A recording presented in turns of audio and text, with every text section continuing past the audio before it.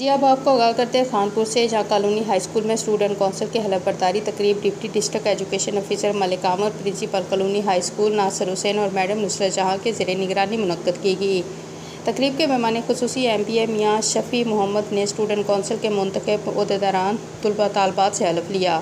तकरीब से खिताब करते हुए MPA मियाँ शफ़ी मोहम्मद का कहना था कि महकमा तालीम की तरफ से ये बहुत अच्छी रवायत है कि होनार तलबा तालबात को लीडर चुना गया।